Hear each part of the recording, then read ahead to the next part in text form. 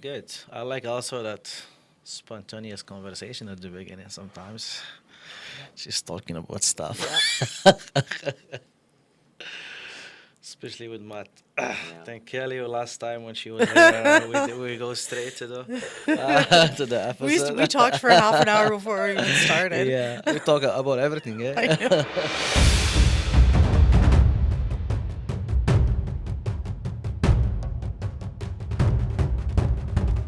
Good morning, everyone. Beyond the Pitch podcast is here, season 2, episode 1. With me today, Hnatiw, the male Excel manager, and Kelly Rawlings, the female Excel manager. Matthew, Kelly, welcome to the podcast. Thank you very much. Thanks for having us. Good. So today we're gonna break down and talk about the PPL, the Premier League that's gonna be established and started in Saskatchewan this season, 2026. A big project that everyone looking forward to, coaches, players, community, everyone around the game is really excited and looking forward to. So today we're going to talk about this project. We're going to also talk about two teams that are taking part of this league, see how is their preparation and how is their expectation for this league. Matthew, again, welcome to the podcast, and tell us a bit about yourself. And just before you start, Kelly, maybe something you don't know about Matthew, that he was my player. I coached him in the past. And also, Matthew started his coaching journey, I guess, with me at ASTRA, right, Matthew? Am I right in Yeah, that? yeah, it's been a while since Yeah, I've known you. yeah, It's been good. absolutely. So, who Um, is Matthew? yeah, so just a little bit of background on me. So, born here in Saskatoon, played in Saskatoon as well too my whole life. So I grew up throughout the ranks, played club with Aurora, got an opportunity to go nationals with them in under 14 when I was under 12, so underage. So went there, played nationals, came back, and then when the Whitecaps program started, which is now the Excel program, entered there with Bryce Chapman, who's the Husky men's coach as well too, and currently still is. So then I was playing with Whitecaps till I was around 18. Had an opportunity to go down to Croatia for a trial with Hajduk Split, down there for 2 weeks. Played League One that year, took a year off school, came back, played Huskies. From a playing career, ended 2 years ago with Huskies, and then just kind of full-time coaching. And then a little bit about my coaching background. I started coaching when I was really young, so when I was like 13, 14, I started coaching like under 7, under 9s, and then kind of fell in love with coaching, and then was with the Whitecaps program, and then after the Whitecaps program transitioned into ASTRA. That's where I kind of met Mo. He took me under his wing, so I was with Mo with a couple teams, under 13 boys, believe under 17 girls as well too Yes, that year. yes. So then I was with ASTRA, and then now I'm full time with SSA for the last 2 years, a year and a half, with the male side. And then I've also done a couple other things on the side like futsal. So had the opportunity to go to nationals the first year for the females back in 2023, I believe. Don't quote me on that, but I believe it was 2023. So went down there with the girls, got bronze for the first time for the women's side, and then last year went with the women's as well too, and we got gold down at nationals. And then actually this past week I was down with the men's, and we actually got bronze as well too at futsal nationals. So and then had the opportunity to help with Jerison with the Husky women's for around 2 years, year and a half, and then I was also helping with Bryce Chapman this past season with the Husky men. So a little bit of background on the coaching and playing for myself. Awesome. And for those maybe who doesn't know other details about Matthew, Matthew is a very detail-oriented person. I remember when I was working with you as a player at the Huskies, you would always be passionate, asking questions. You always wants to get better. You always wants to look for more details about everything you're doing. And also, what I noticed about you, Matt, when you were assisting with me at ASTRA. I think I could have projected at that time and see or saw the potential on you as a coach. I think you are someone that really like to gather knowledge, but at the same time you are someone that want to also make his own identity and his own personality, which is something really important in the world of coaching. It's good to gather knowledge, but also within that knowledge, can you still be yourself? Because you don't want to be mimicking anybody else. You want to be yourself, and I wish you all the best, Matt. Really excited for you, Kelly. Hi. Kelly, second time being here on the podcast. It is. I'm sure you're well known here in the province, Kelly. Kelly, tell us a bit about yourself as well. I'm a lifelong player. I actually stopped playing last year, not for any physical reason, but just because the XL program has taken all of my time now. Schedules didn't work out, or I'd still be playing. I started playing at 5, but had to play with boys until I was in high school because there was no female soccer in Saskatoon. Once I got into high school, then started playing female soccer. Went to university, but to be honest, didn't want to play for the coach at that time. Yeah, as a senior player, played in nationals. As a junior player, played in nationals. Had lots of opportunity to travel and play, and even as an adult player, got to play in Italy in the World Masters games, and you know, found a team that fit my personality and my drive, and stayed with them until last year. As a coach, like Matt, started at a very young age, 19. Just a team needed a coach, and I said okay. And then I fell in love with coaching. At some times, I've coached club, I've coached adults, I've coached 3 different teams at the same time because there's a need, right? Always for coaches. I felt a real drive to continue my education, my coach education, right from a very young age. Completed my, B diploma, 2024. And lifelong learner, so I'm always looking and watching other coaches, and to be honest, stealing great ideas. I hope to continue to develop as a coach, and I've been with the XL program now almost 4 years, which is unbelievable to me. It's gone so fast. It's so exciting, and yeah, that's kind of who I am. Nice, and you also mentioned that you coach both male and female in your journey, Kelly, is that right? That's true. So you may be Sometimes a boys and a girls team in the same season, you know? Yes, absolutely. You may be aware now that there is a team in the Bundesliga that they just hired a female coach this weekend, which is something really amazing. A female coach Yeah, that's leading a good. male program in one of the best leagues in the world.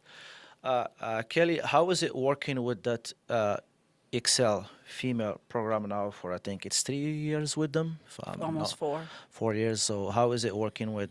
Let's be honest, is the top female program at the youth level in the province. We have challenges for sure, because we are looking at the highest level players in the province. Sometimes, if they live outside of Saskatoon, the challenge is to get them into the program full time. We're working on it, but sometimes players and their families don't have the ability to move here, and I just try to monitor and give those players opportunities to come in. We're always transitioning. We're always transitioning now into PPL and what that looks like for our group, Which we will talk about in details for yeah, sure today. yeah. I've always been a very developmental kind of balanced team approach, especially in competition. All the girls train together at the same time. We don't divide into age groups. So the youngest players, who are right now 2011, so almost 15, are sometimes training with 18-year-olds. And we expect the senior players to pull and show and mentor, and we expect our youngest players to react very quickly. Yeah, absolutely. Matt, do you have the same challenges at the male side? Because you're also leading the same program in the province. Yeah, like kind of going over what Kelly's saying, like having, my youngest player would be a 2010, and then the oldest would be um, a 2008. So it ranges from grade 10 to grade 12. So just trying to find the balance with that and having, still that opportunity but challenge for the grade 12s, and also that environment for the grade 10s to grow from and have that challenge and feel comfortable with and allowing those mistakes so they can keep growing and have that growth. I think the biggest thing for us from our group or from my group is just, reminding the boys and keeping the boys accountable for their actions and keeping the intensity and allowing them to understand that this is just the start of their journey and that there's so much more that you guys can go after, and realizing to them and telling them each and single day that you got to keep doing the work. All the work that you guys do in training, outside of training, it's just a compound interest, and then that's going to allow yourself to get where you want to be in 5, 10, 15 years even. So I think the biggest thing, from us is like, okay, how can we keep pushing these players, if they're grade 10, grade 11, grade 12, in the same manner, in the same direction, so that they can keep on developing no matter what age they are within that program. Yeah, no, absolutely. And I think that is a good way to really like to mention that, Matt. And I think I hope for us as well as organization that work with the youth development that we're also doing a good job to maybe get some players that will be ready for that program, because I believe that program it's also setting players for the next step, for the next level, or accelerating the players development, because for us at Astra we take the pride in sending our players to that program, because we do thank for them. We do want them to get to that next level, that next step, and we believe the environment definitely is going to provide that for them, which they will train with players at the same level or even higher level, which is really important. So I think always I say, I hope as a youth organizations doing a good job,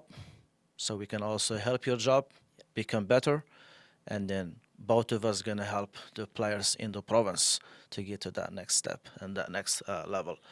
And as I mentioned today, really we wanted to talk also about the PPL, the new project. We're supposed to have the director of soccer operations in Saskatchewan Soccer Association here with us, but due to some circumstances, he couldn't. So this PPL, uh, from your perspective, what's the feeling about it? I mean, it hasn't started yet, but how do you feel about it? What are you expecting from it, and how you consider the idea as a general? Matt, you want to start in there? Yeah, no, I think just to start off with, like, it's a great opportunity to have this league now within, Saskatchewan and Manitoba.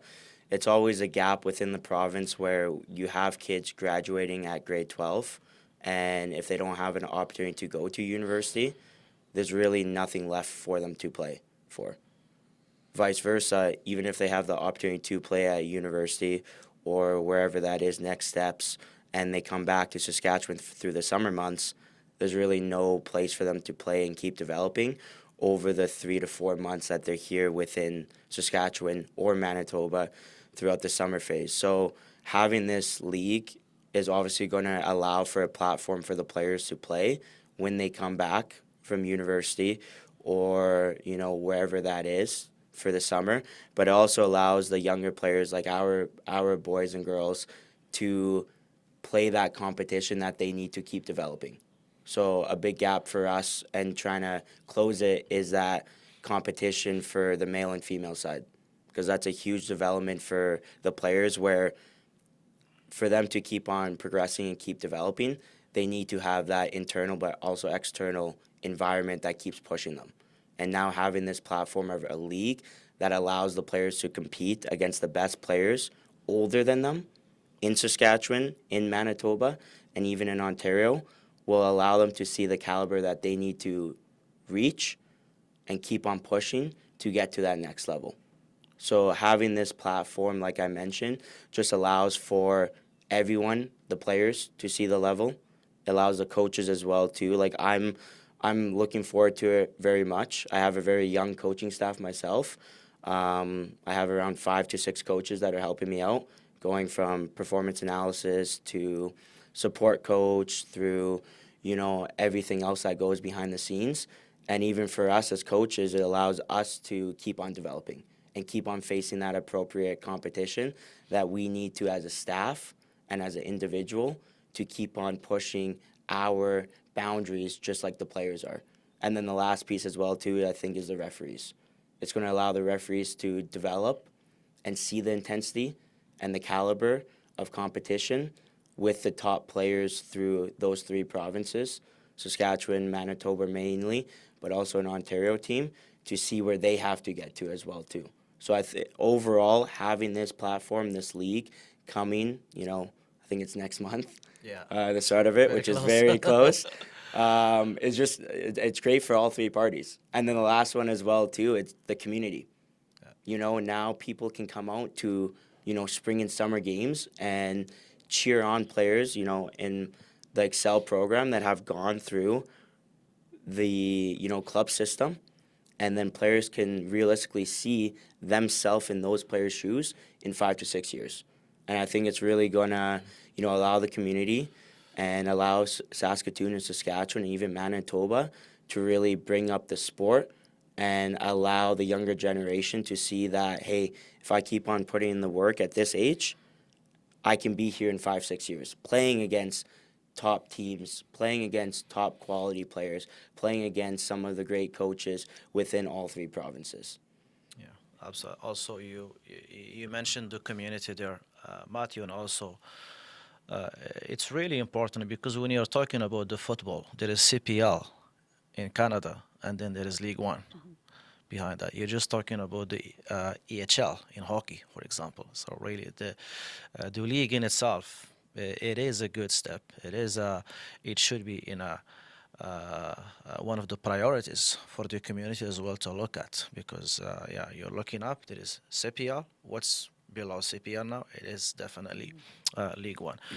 Kelly, as a female player yourself, that have been growing up in the system, also a female coach or being coach in the system, how do you perceive this opportunity, this league for the female players in general in the province? Finally, we have this League One for them now. Yeah, and for me, it's about consistency, consistent high-level competition, right? Consistent high-level training and preparation, not only for the program girls who are maybe a senior or grade 11, seniors who have signed or committed to next level, whether it's NCAA Div 1 or U Sport or college, giving those players a better understanding of what their next step is going to be. Because I think that's an area where we haven't prepared them as well as we should have.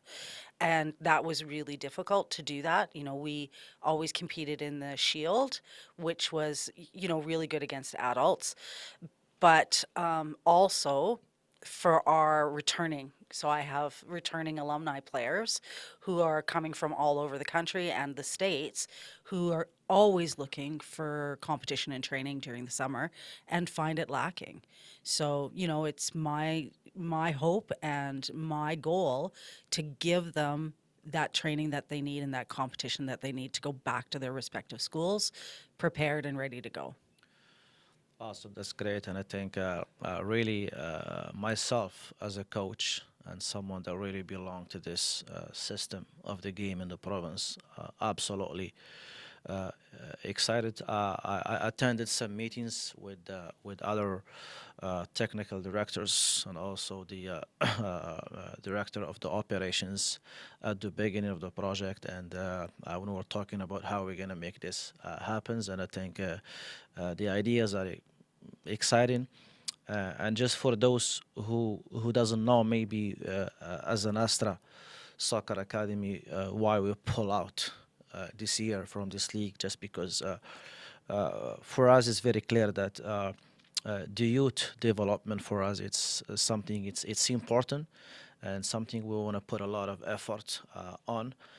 and the idea is there that maybe we're gonna be part of this league in the future. But this season, why we decided what we decided, because we do also value the youth development. We want to also focus on the youth, and because that's what we provide for the community, and that's what we promise them we're going to provide for them.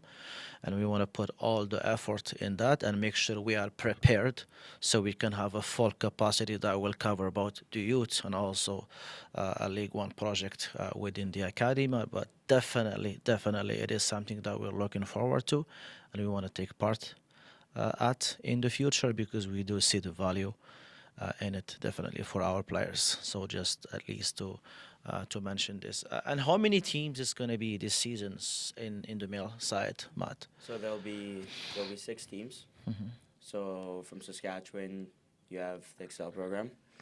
You'll have Forza. You'll have QC United, and then from Manitoba, you'll have Bonnie Vital and FC Manitoba, and then we have Thunder Bay as well too. So you will have to travel to Manitoba And Thunder Bay. and to, Yeah. So it'll be a long travel for that one. Awesome. And Kelly, at the female side, how many teams in there so Yeah, far? we have 6 as well. We're a little Yeah. different. 2 out of Saskatchewan, so XL and QC. 1 out of Ontario, Thunder Bay, and then 3 out of Manitoba, so Manitoba FC, Bonnie Vital, and Lucania. Okay, awesome. That's definitely exciting. This PPL for you as an Excel program, does it change anything from the way you prepare, the way you adapt? I'm assuming it does. It's gonna be probably create a lot of preparation for you, extra work, extra preparation. So how are you tackling that with your own team? For example, Kelly with the female side, Matthew with the male side. Like how this project just changed the way you are approaching your daily work when you know that okay, we're gonna be in it now officially. If anybody want to share with us the preparation. I'll start that. Yeah. So it's almost double what we do on a day-to-day basis within our winter season, because you do have to make sure that the adult players are challenged in a way that it might not be available with the youngest players in the group. So I have Because to. the age limit, it's 16 years old. Is Yeah, that correct? yeah. Okay. Yeah. So, duplicating training sessions sometimes. So maybe having a dual session in a morning session and an evening session with 2 different groups. Also preparing for on field. The objective is to put the top 11 players on the field. And with the substitution limits, and you have to be very strategic. There are players who'll probably travel or dress who might not get minutes, which is away from the idea that we normally do within the developmental program. And we've been very clear and upfront about that. But it is a change in mindset and a change in understanding. But the players have to start to get used to that they are competing to be on the field. And that's how it is. Did you get the buy-in easy for that from the players, from the families? Because I know things it should be that way. Let's be honest. That's how it should be at that level. But how about the buy-in? Because I know it's a new process, new idea for a lot of people around the game in here. Yeah, I think because we were very transparent right from the beginning, I had very few concerns, brought to me, and I think they're just excited to be part of it. And no matter, if a player travels and maybe doesn't dress, they're okay with that. And but yeah, I think we've been transparent, open, honest about it, and I think there's just excitement to be part of the program and part of the process and part of the league. Awesome. Awesome. That's great. Matthew, I know that's also probably nothing different than what Kelly was talking about. So do you have to go through the same process as well yourself at the male side, or is there any other adjustment that you have to make, or you are probably making on the way, or how is the preparation for you?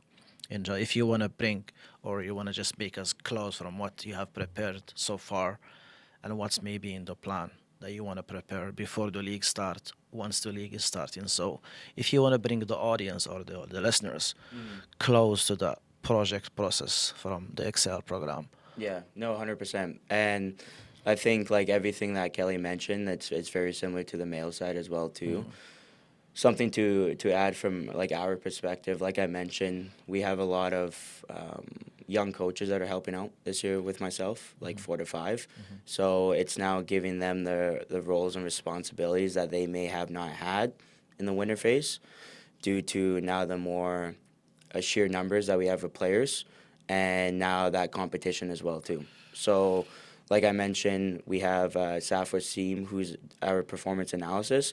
So even from a day-to-day basis, he's full-time just doing that with our group instead of on field. So he's already been in the works of like doing scouting reports for the opposition, allowing the players to see that, kind of replicating that within training, and on games as well too, like just focusing on that performance analysis with live clipping, allowing the boys to see what they need to adjust in real time in that. So I think from a coaching perspective and coaching staff, there's a lot more roles now within the coaching, just due to the amount of numbers that we have. And then like Kelly mentioned, now we're going into a phase where we are looking to compete and we're looking to win. And with that being involved, I think it's just going to allow the level of intensity from the players, but also from the coaching staff, meaning that every game that we play matters. And I know when we, play the Lions League, or we go to Vancouver, or we play Manitoba, they're friendly matches, and there's really no points on the line. The players don't really feel that. Us coaches sometimes don't feel that as well too, because it's a friendly. More developmental focus. 100%. Yeah. And then now going into a league where it's like, okay, no matter who we're playing, we may need to get a point. We may need to get this win. And now having that where these players are going to feel that at a younger age, which is going to allow them when they get to, next level, if that's university or college or wherever that is, they're going to already have lived that for 2 to 3 years. So now they understand how to fight for a spot. They understand the meaning of a match that they need to win. They know the meaning of a match that they need to tie.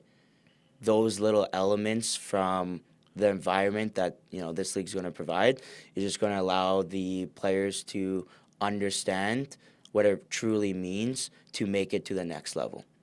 I don't know if that completely answered the question or if I went off track, but no, that's really good, because I think it's very important now for the people around this league, and also players, families of the players, to know also the purpose of this league. Okay, it's yes, development is there, nothing has changed about it, but also we're preparing you for that next step where the 3 points matter in the weekend, because I think it's something definitely. I'm not saying we're failing to prepare players to do before they go to that college or university level, but also I don't think we are doing enough. And I have this player that I coach at the UPP in ASTRA. He graduated, go play university. Came for a visit, and I asked him, if you had to come back to the academy, what something that maybe you would like us to change with you in the coaching approach when you were at the UPP program, for example. And he mentioned to me, he say, I don't know what's your policy about playing time or anything like that, but I would like that if I'm not putting the effort in trainings, I would not get to play in matches, because I think that just set me to not a high standards of preparing to play in a match. But then I told him that we don't have a policy, but we also believe that in development, to develop, you need to play. You need to give you a minutes on the field to play. But I think it's really something we are not, that we need to be better at, preparing the players for what's going to be waiting for them next when they go to a university. Yourself played at the university level, and you see the massive pressure on that weekend when you have those 2 games back to back. What you want 6 points from those games. So that's definitely important. So technically, let's talk about the technical level. And you mentioned the coaches. Do you see it as opportunity for coaches as well, for the staff that's going to be coaching with you, for other teams, coaches? Do you see that it is an opportunity, and how you see it an opportunity for coaches to grow in the province, this league? I definitely see it as I have two female coaches right now, looking at getting another one certified. Yeah. But I think that on the female side, it's difficult. It's difficult, and we talked about this before. It's difficult to get that higher coaching education, the amount of hours that it takes, the amount of commitment that it takes.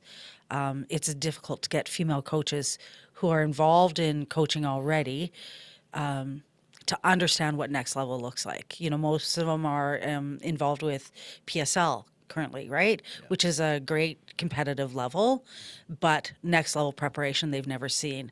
Even like game models they've never seen. Even different training methods they've never seen. And to be put into a situation where they don't have to run a session or even run a part of a session, that belief in themselves sometimes for female coaches comes a lot slower, right? And I think when we create an atmosphere with the girls and the women, I think that translates to quicker learning, to belief in yourself, and to better confidence. So once we start into the PPL season and they see what it looks like, they see the level, then I think that growth there is exponential, because then you understand yourself what you need to do to coach at that level. Yeah, so I think also overloading the coaches for their own good, absolutely, because if you want to develop the players, you want to also definitely overload them, put them in an environment where they will get overloaded. I think also similar to coaches. If you want to be get into that next level as a coach, definitely you want to be in those situations, those such circumstances where you're looking for the 3 points. You're also working on the opponents, what they are doing, on yourself, your own team, and there's also a lot of things that has to be prepared on a weekly basis, preparing from game to game. And are we ready as coaches, Hnatiw, for that challenge of the league? 100%. 100%. Yeah, with the coaching staff, from myself and Kelly's side, I know without a doubt that both our sides will, from a coaching standpoint, be very prepared from every opponent that we play. Every single training session that we have will have, intent behind it with how we want to play as a team, attacking, defending, but vice versa, how the opposition's playing as well too. So kind of going back to your last question about, the coaches' roles, and that even within us, like we have specific unit coaches for each unit, and then they're controlled for that unit. So we have a defending coach unit that his main priority throughout the week and information given is based on the back four, the back three, whatever we're playing. A midfield unit specific coach. Okay, you're talking about the midfields, this is what they have to do. Attack in front unit as well too. So kind of going off like what Kelly mentioned, giving those roles, responsibilities for those coaches to allow them to develop and to get in uncomfortable situations so they can get comfortable with it. And it also allows the players to get more feedback as well too in real time. So going back to your initial question, 100% from the male side and the female side of Excel, the coaches will be ready. And every single training session, every single match, every single meeting, there will be intent behind what we do and how we do things. And for the Excel male program, Hnatiw, like how is that PPL group's gonna be? Is it's gonna be a different setup for the individuals than how the program is being run right now? Like, do you have a specific team that's just gonna be playing the PPL, or everybody in the program is in that PPL league, or how you gonna approach that? I'm assuming there is separate training for the PPL. Is that correct? So how is that process, if you want to make Yeah, us so elaborate on that for us? just a little bit of background. majority of the time, all the players will be, training together, from our grade 10s all the way to the players that are returning from universities and that. What we're planning on doing is having, within training, two separate groups training, one on one side, one on the other side for the first, 40 minutes so they can get the, technical execution but also decision making they may need. And then the last half will be more about the opposition as well too. So like talking about having a scout team, and how they're going to build out, how they're going to defend, how we're going to kind of solve that situation. Talking about the playing and that opportunity, out of that training group, 18 players, whoever's training the best, will have the opportunity to play in that match. To flip it, we're also playing in the Shield League. Because like we talk about the development, we know for players to develop, they need to play games. Yes, absolutely. They can't just be training just to train because there's no intent behind it. At the end of the day, for football, you need to be playing games, and that's all it is. So for us, yes, we have a PPL squad, and it'll be the best 18 from that training group. So everyone has the opportunity to fight for a spot to get on that roster for that weekend.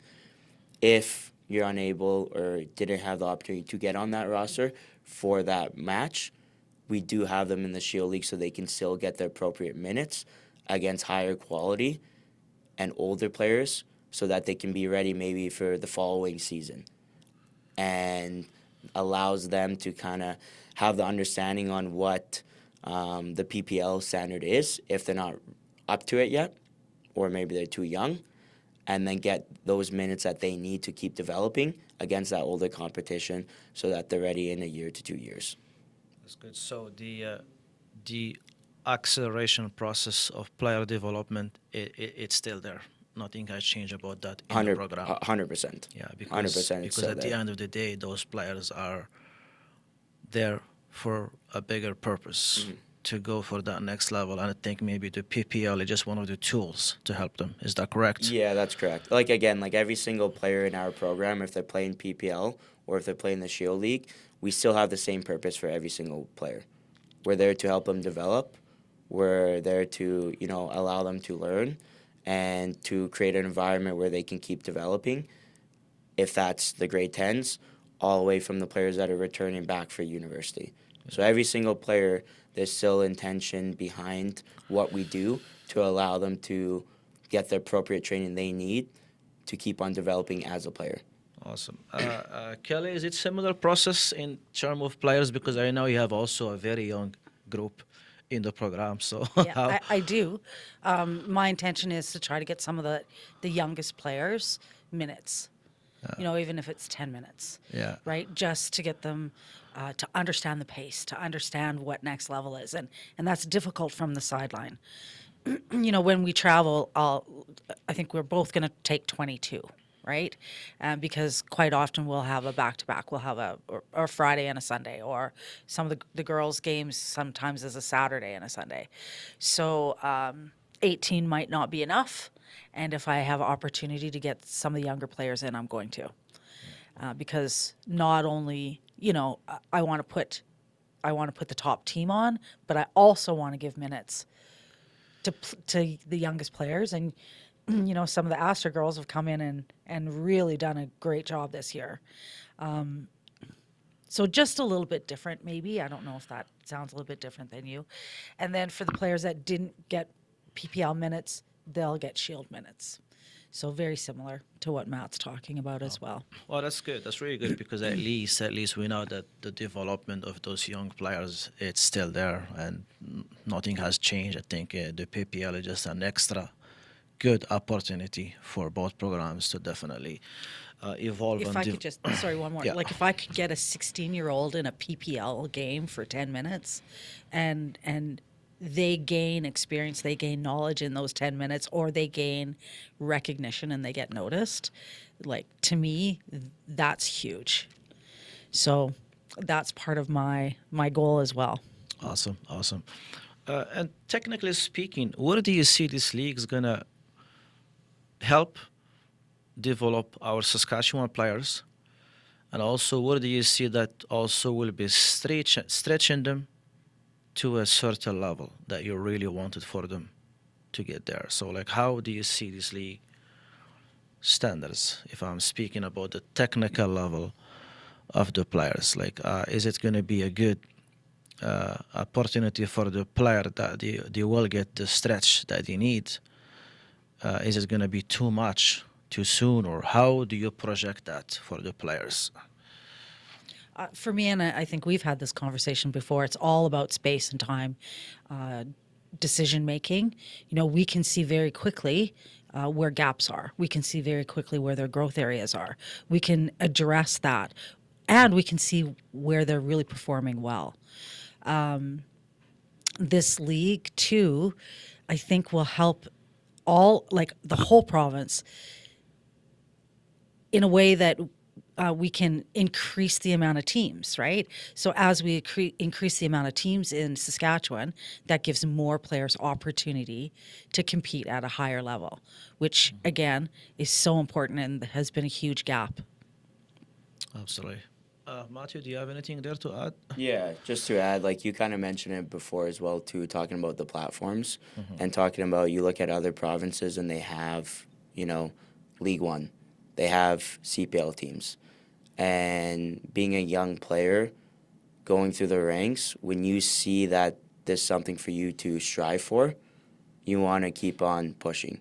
You want to keep on putting in 100%, even if no one's watching you. And I think this is just a stepping stone to allow the younger generation to see that in a couple of years they can get to that spot. And then hopefully within, you know, the years to come, that we have the opportunity to have, you know, a female and male professional team here in the province, here in Manitoba. Because that just allows for another platform and another opportunity for the younger generation to see and to strive for day in and day out. And that's just going to keep on developing the players, which develops, you know, the coaching as well too, and then the referees. So all three parties get involved based on more opportunity within, you know, the province, which just allows everyone to get better overall. Yeah, that's really good. I like the idea of a stepping stone, Matt, because we have to start from somewhere. That's important to start. I mean, like, the gap is there, but that gap, if we don't start till 10 years from now, then that gap is still there waiting for us. It may even be worse and bigger. So I think we have to start right away, and then we keep moving forward. Matthew, I know that you're tactical genius and you like all those. What's the Excel bringing to the scene here as a team? If you wanna, I mean, you don't have to open all your cards. But Right. tell Try us to what get my if, tactics out tell us already, whatever. eh? Tell us whatever you wanna tell us. No, yeah, no, from just like tactics overall, I think, like I'll keep it brief, but firstly, Of course, you don't want your opposition team. I don't, yeah, I know they're watching too right now, right? But no, like in a serious note though, I think, and I know I've mentioned it multiple times, but we have a young coaching staff, but we also have a brave coaching staff as well too. That's good. We have a lot of football minds within it, Yeah. and when you have a group of, you know, coaches who challenge each other and know the game, it just keeps on allowing you to keep up with what modern football is. Our boys are going to bring, you know, that kind of modern football within the tactical identity. So from like an attacking side, again, not giving formations, Yeah. but it will be a very fluid, dynamic team. That's And good. I think if you look at football now in the top teams, you can see now positions don't really mean anything. And it's more about the game IQ and the understanding and seeing space and time in real time. Yeah. And that's something in a level that we're trying to get with our boys in an attacking organization where it's like, okay, if we're looking to build up, it may have to be more structured, more patterns of play based on where we're located on the pitch. But as you get further up the pitch, it's more about the creativity and then problem solving as a player.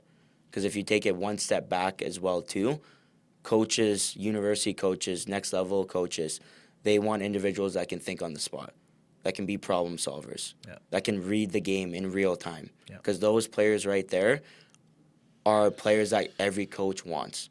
So from an attacking side, you'll see a very fluid, dynamic team as you get further up the pitch, and you'll see these principles and ideas come out alive every single moment that we have the ball. On the flip side, from a defending side, we'll be very organized. Like I mentioned, we'll do a lot of preparation from analysis on what the opposition's going to do in each zone, and we're going to adjust on how we're going to defend. And I know that our boys will be very disciplined, be very organized, and they're going to know specifically what they have to do in those situations that they need to do from defending side. And then lastly, from attacking transition and defending transition, we'll be a team that once we lose the ball, we're going to look to win the ball back right away. And I truly believe that wins and loses games for teams at every level. Yeah. If you talk about youth sport, you talk about, professional game, you talk about the youth especially, a lot of goals are scored within 3 to 4 moments once you win the ball. Yeah. And so those transition moments for us as a coaching staff, we preach that every single day that we train. Every single moment, every single possession drill, every single time they lose the ball, it's always a transition moment, attacking or defending. You win the ball, how fast can you go toward goal? You lose the ball, how fast can you win the ball back right away?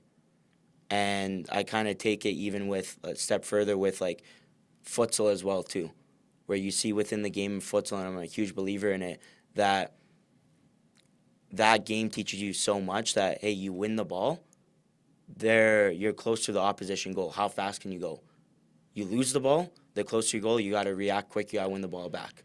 So to kind of answer your question, attacking side, it'll be a very modern day football, and I think a lot of teams won't expect the way that we're playing, and it'll be very hard to do analysis on us just due to the players in real time making those game decisions. Not us as a coaching staff having to tell them you have to do A, B, and C. From a defending side, very disciplined. Players are going to know roles and responsibilities. And then from a transition side, we'll be, if not one of the best transition teams in the league. Oh, it's good. I think really good. Matthew, thanks for sharing that with us. I think you mentioned all those team functions, which is attacking, defending, and transitioning. And also, I like how you mentioned the freedom, but also the freedom with responsibility within those team tasks. And here is the tactical principles. Here is the intentions. Solve problems on the field. Yeah. Really good, because you don't want to robot those players. You don't want to make them predictable for anybody playing against them, but you do want to give them the intentions and the principles, and then they will have to solve the situations as it looks in the moment. And you mentioned also the youth sport, and a lot of coaches prefer those players because also there is another constraint for the youth sport coaches. They don't have enough time to do a lot of details, so they really want those players that will came in with a good football knowledge. At least the fundamentals is there for the players, and then they will quickly integrate and play. And your sports season, you yourself played in that league, very short, so you have to be good to really melt the difference between you and the other team. And no, that's really great. And I think also Kelly, you mentioned the space and time. That's a huge component, and football nowadays is all about space and time. How are you gonna prevent your opposition team from space and time on the ball, and how you as a team you want to create space and time on the ball. And Kelly, how is the preparation, and what's your team is bringing to this league, and where do you see the challenge will be? Where do you see the opportunity will be? And I mean, and you don't have to open all your cards, by the way. That's what we learned from Matt, at least today. Don't open all your cards for the other team. No, very few cards. Yeah. I'm very fortunate because all the XL alumni girls that are coming back understand the environment, understand my game model. So talk about space and time, but we also really focus on risk versus reward.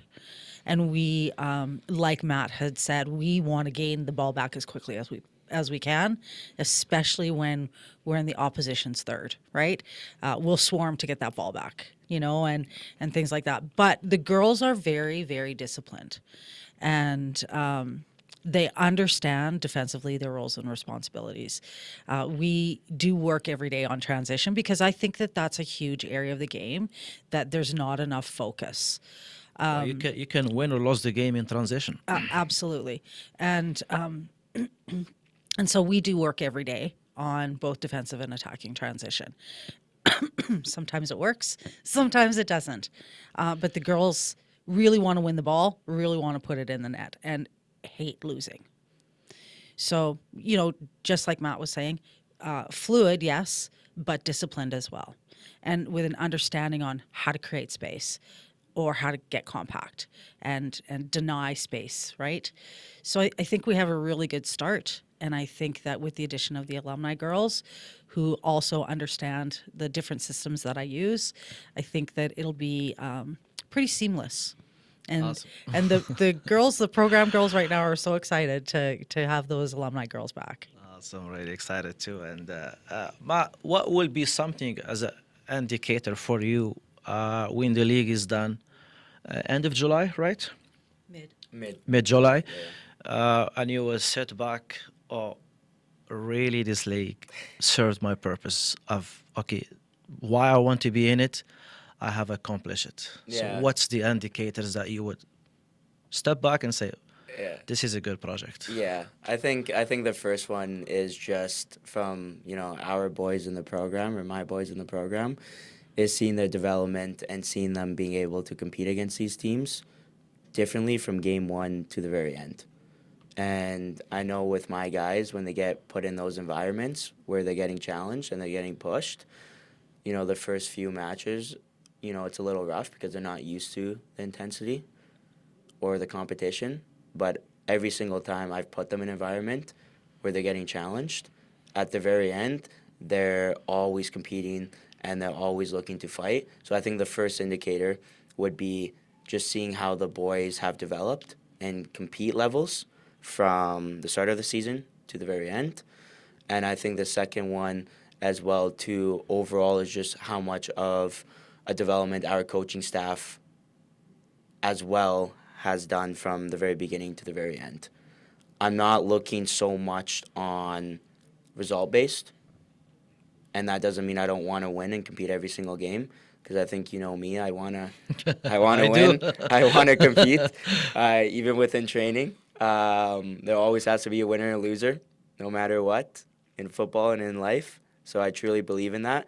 But that's not going to be a huge indicator to me. I think if you nail the every single day of behaviors and the intentions and those little details, the results come after that.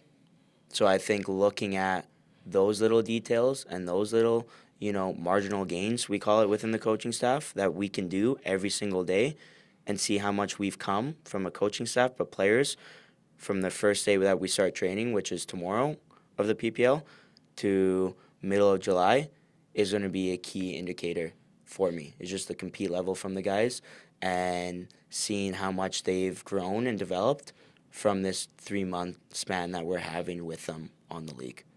Yeah, that's very nice, Matt. And you know what I like also about what you say, Matt, and I really appreciate this.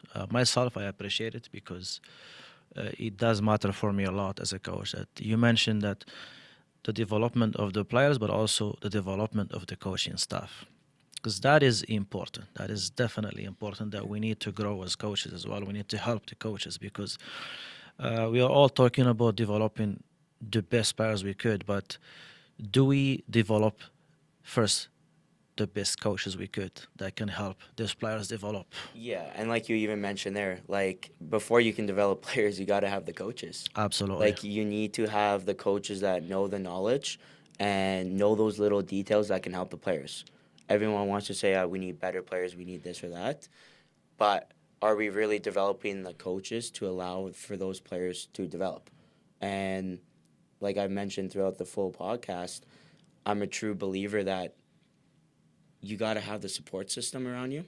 Yes. So for my coaches, like that's why I have such a huge roster of coaches, because you need that support system, but you also got to develop them to help with their education so that in 2, 3, 4 year span from now, they're head coaches somewhere and now they're developing coaches. And Absolutely. then they develop their coaches, and now, in 8-10 years, and that's a longer span, but you have better coaches, meaning more competition between. If I'm coaching against you, I know I have to be on my A game. Yeah.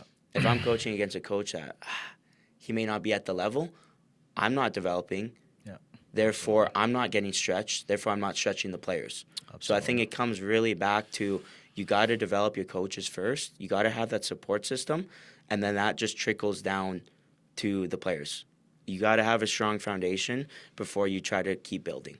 Absolutely, and I appreciate you guys that's also in that platforms. Really, it's not just for players to develop, but also for coaches. That is very nice of you, because that's important. And Kelly, where do you project your group or your team's gonna be in this league? I mean, I know it's very hard to tell, but what do you project? Is it somewhere in the middle? Well, we want to Up be top? first. Absolutely.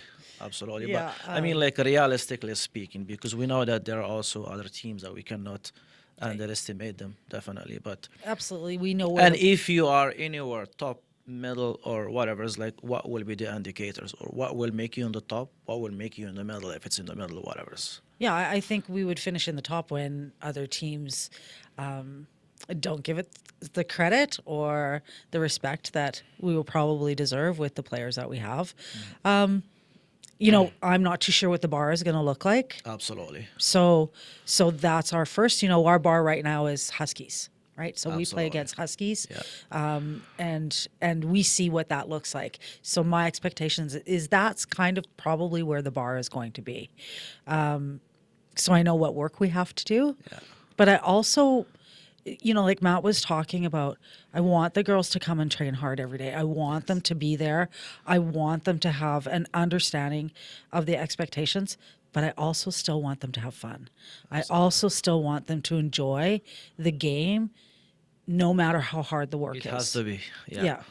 And so that's a focus as well. I'm very detail oriented as well. My match plans are, pretty specific for what I think my strategy is going to be. But I'm also fluid in the fact that I can change it, right? And the players know that. And the players know they can come to me and say, okay, like this is happening on the field. And what do you think about that? Yeah, great, right? And my support coaches as well. I do like putting them in situations where they have to step up. And they have to lead, because if I don't, I've done them a disservice for sure. Yes. And, having a support coach lead games in Vancouver a couple weeks ago, and she did great, and she wasn't expecting it, but I talked to her and she responded really well. So, but I think all of us have to understand that if we're not having fun, no matter what's happening, like no matter what the outcomes are, then I don't know why we're here. Absolutely, you need to like it. I think if you did not like the first episode of the podcast, Kelly, you won't be here in the second one when I ask you. Absolutely, you need to like, and also you enjoy what you're doing. I think that's amazing. That also allowing those coaches to step up and lead games, and because I'm a huge believer. I'm a huge believer that we need to do so good at the education and also the development of the coaches, because that's how we can make that next step that we're looking for. We need to be good, and then we can look to develop the players. That's definitely that's very, very amazing, and also nice of you, Kelly, as well. So for the community, what's the expectation from them? And like, is there any message that you want to send to the community to support this league, to be behind this league, and to push this league? Because I do believe that we cannot ignore also the role of the community, because they have a massive effect to push the league or to abandon the league, which I hope it doesn't happen. But really, what's your message to the community? What do you want them to do? What do you want them to take care of? Like, anything you want to say to our community. And you can use that camera, Matthew, and talk to everyone if you want in Sask, because it is definitely, I believe that the success of this league also will be definitely massive with the help and the buy-in of everybody around it to come there, be there, watch the game, support the teams, do whatever it takes to help those young players achieve or fulfill their dreams in the game. Matt, Well, main thing, come out. because sorry to cut you here, Yeah, Matt. go for it. I think we always talk about this, me and you, when we met, about like the lack of people around the game. So like now it's an opportunity. Yeah, 100%. I think the biggest thing, well, number one, having this league is a good platform, but you need a community and you need a support system behind it to allow it to keep growing. So the biggest thing is like coming out and watching the games. I know there was a project a few years ago, and Kelly probably knows the dates more than I do on what year it was. 2019, no, 2018 maybe. 2018, 2019, Yeah. where, we had a, what was it called? Oh, I can't remember. Saskatchewan. Is it the Select? Select? Select? Select, Yes, yeah, yes. yeah, I where, remember that, yeah. There's Yeah. 3 friendly games that they Yeah, had. yeah, I remember that, And the yeah. support was there. Like, Yeah. people came out, and it was a great environment. Absolutely. And I think it's the fastest growing sport within Canada. And you can see it growing within Saskatoon and Saskatchewan. And the biggest thing for us to keep growing is having these opportunities and these platforms and having this league and having, the community behind it and coming out and watching every single game and having those young players see that and live it at that age and see that they can achieve that in 5, 6, 7, 8 years from now is just going to allow the game to keep growing and to give more opportunities. And when there's more opportunities, more kids want to be involved. And when you got more kids involved, then it's better competition. And then the bar just keeps on rising from there. And then there's a new standard. So I think the biggest thing is coming out, supporting every single game. If that's, hopefully the Sask Excel team the most, if that's Forza, if that's QC United, whoever that Support is, the league. Support the league. Yeah. Support Yeah. the teams. Yeah. Have a favorite team. Yeah. Yeah. Whatever team that is. But I think the crucial thing is coming out and experiencing that every single, game. And I know when I was a youth, when I was younger, I went to every single Husky game, men and women, when I was very young. And I would go by myself, I would go with friends, whatever that is. But that's how you keep growing the sport. That's how you keep people involved and you keep kids in the sport is by them living it every single day. You look at, the countries that are, above us, these kids live it 24/7. They have those opportunities. Absolutely. They have something to reach for. And now that thing to reach for is here. Yeah. We have it now within the province, and now it's up to the community and to the parents especially to bring your kids to the matches to experience it, what that next level is. And then that's just going to allow that and elevate the competition within, the environment within Saskatoon, Saskatchewan, Manitoba, Ontario, wherever that is. Yeah, it's really important for the younger players as well. Last week I was in Vancouver. We took the U17, U18 boys, and we went to watch a game of the Whitecaps versus Timber. I was so happy for the kids to be there and watch those games and to see the excitement because we don't have that opportunity here yet. So I think they had a blast, but also I was very emotional just because I was super happy for them because even myself at this age, watching a guy like Thomas Muller on the field, it reminded me of my days when I was very young, collecting the balls on the side of the first team and watching those guys in their mid-20s, late 20s, early 30s, and I ended up at some point playing with some of them actually, but even they were a role model for me at that time. So I was really happy for our players to see such environment like that, one of the top leagues here in North America live. So that is definitely important. Kelly, Yeah. the community.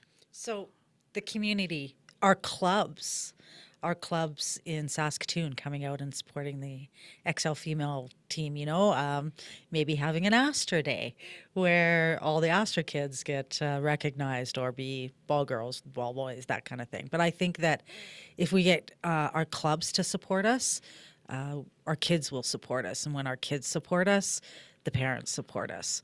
Because if we can get kids telling their parents, "There's a game tonight, we got to go," I think we're partway there. But yeah, not just community, but our clubs and every soccer player in the city would be fantastic. Awesome. The time is really flying with you, to be honest. I really enjoyed the time. And can you believe we are over an hour here already? I thought we which, just is, started. which is amazing. And Just get going.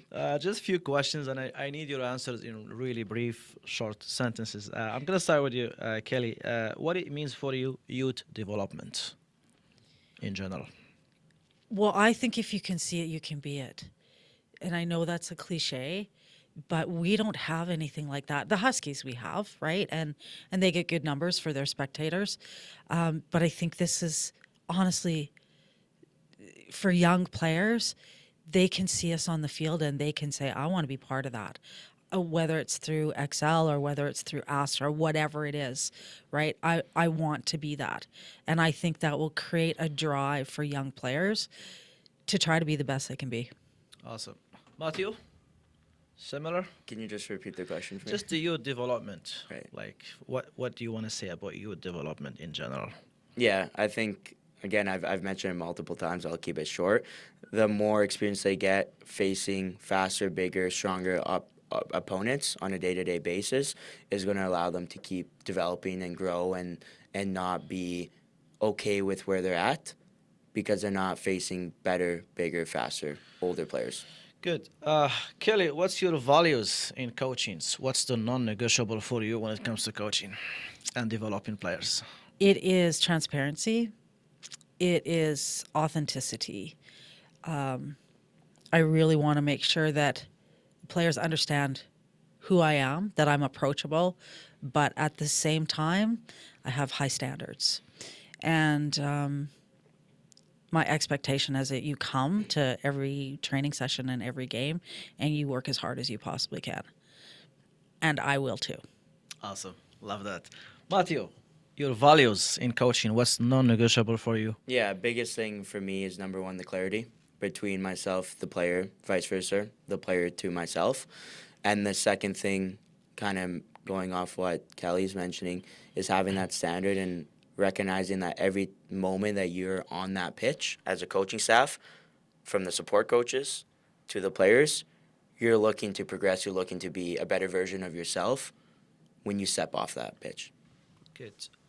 What would you like your players to remember you for in 10, 15, 20 years from now? I think the biggest thing is just the support that they had from us. I think the best thing for a player is when they come back and they remember the good moments and the amount of support and them knowing that you cared for them in that moment. And sometimes that's tough love so that they can, keep pushing themselves, and then them recognizing in 10, 15 years on what you did for them made them a better version of themselves, both on and off the pitch. Absolutely. Both players and human. Definitely. Kelly, what would you like your I'm players very- to remember about I'm you? very similar. So I want my players to really understand that I not only care deeply about their development as a soccer player, I care deeply about their development as a person. And whatever support they need at any moment, I'm there for them. And that would be the best thing ever. What would you like our province to be in regard to the youth development? What's something really you would wish if it happens right now for the province? What's your expectation, your dreams, your wish about this province? Biggest thing for me is everyone working together for one mission, and it's to support the players and also the sport within the province. I think I know we're a very small province compared to other provinces, and I truly believe that when you have a group of people that want to do the right thing and want to head in the right direction, you can accomplish big things. And it's already been done in this province with multiple different coaches within the sport of soccer here. And the message I would have is just everyone working together, having, you know, one vision and one goal for the athletes and for the players and for the sport within the province. It's all about the players, right? Kelly? I would be very similar. I would Yeah. hope that we all move in the same direction and that we all want our players to leave, that we all want our players to go to next level, and that we don't own players, right? And it's such a great tribute to your programs when your players leave, when your players go to next level, and that would be my highest level value for the province. Awesome, really great. I really enjoyed the time with you. Okay, to be honest with you, really enjoyed it. Really good, informative episode. I think we started the season 2 at a good point here today, and hopefully we can get you here maybe after the season is done, after the PPL for the season is done, and maybe we can talk about the experience. Why not? How it was. But I wish you all the best of luck to be successful as coaches, and also to be successful in your programs in the PPL, this new experience. But also I wish you all the best in the program in general. I myself, and also on the behalf of the ASTRA Soccer Academy, that we take pride in accelerating players and sending them to you, because we know that they are at a stage that maybe another opportunity is gonna be open for them, and also they're gonna be in an environment that definitely maybe will provide them with an opportunity for their own goods, for their own development, because at the end of the day, we are all here because of the players. So we should all look for the same directions. Thank you very much for supporting both the players in your platforms and also the coaches, because that's also very important. And all the best, and hopefully the first few games I'll be watching, because we know we're gonna also get busy with the youth season and everything. Hopefully we can find some times and come and watch you, support you. And also for all the community in Saskatoon and Saskatchewan in general,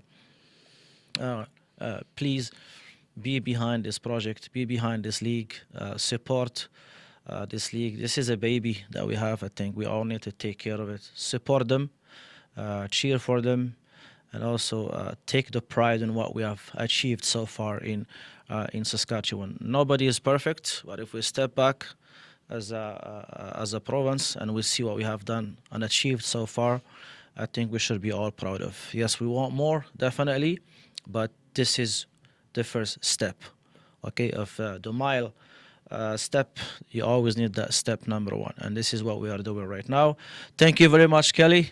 Thank you very much, Matthew, and thank you very much, everyone, for listening, and see you in season or in episode 2 of the second season. Thanks, Mo. Yeah, Appreciate thanks. it. Yeah, thank you very much. Yeah.